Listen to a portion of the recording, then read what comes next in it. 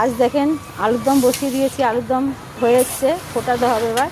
বসিয়ে জল দেওয়া হয়ে গেছে, আঁচে হচ্ছে তো টাইম লাগছে। আছে কিন্তু এঁচড় বানাবো, দেখেন পেঁয়াজ লাল করছি,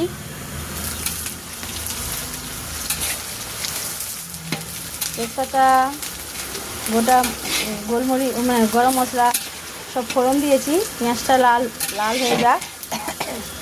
আজকে আদা রসুন সব কিছু দিয়ে ভালো করে বানাবো, লাল লাল করে। আচ্ছা, 1.5 চামচ মতন রসুন দিয়েছি পেঁয়াজের মধ্যে, এটা একটু ভেজে নিই। আমি সব রান্নাতে টমেটো দিই না, টক টক হয়ে যায়।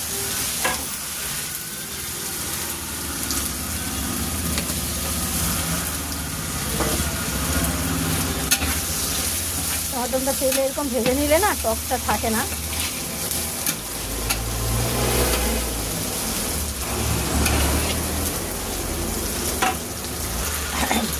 আচ্ছা, 2 চামচ হলুদ গুঁড়ো আর 1.5 চামচ লঙ্কার গুঁড়ো, এটা আবার দিয়ে কষিয়ে নিই।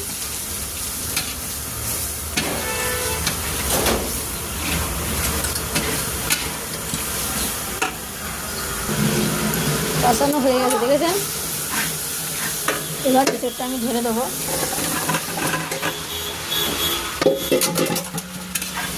দিয়ে বন্ধুরা কষাতে থাকবো, লং হয়ে যায় চলুন। এবার কষিয়ে জল দেবো আর ঘি গরম মশলা দিয়ে নামাবো। অনেক লং করে তো লাভ থাকে না বন্ধুরা, চলুন দেখাচ্ছি। দেখেছেন লগ লগ করে ফুটছে, আলুর দম কিন্তু রেডি হয়ে গেছে। এবার ভাত বসাতে হবে, টাইম লাগে অনেক। মাছ দিয়ে গেছে, জলে ভিজালাম, এদিকে ডালও হয়ে গেছে, আর এদিকে ভাত বসিয়ে দিয়েছি। দেখেন ছোটো আঁচে আঁচ দেওয়া হয়নি, এবার দিতে হবে আঁচ, কেন দুটোতে রান্না করতে হয়। এ দেখেন আজকে কারি পাতাটা দেখেছেন কি সুন্দর লাগছে। কাঠের অনেক দাম হয়ে গেছে এখন। চলুন আজকের মতন এইটুকুনি, সবাইকে টাটা।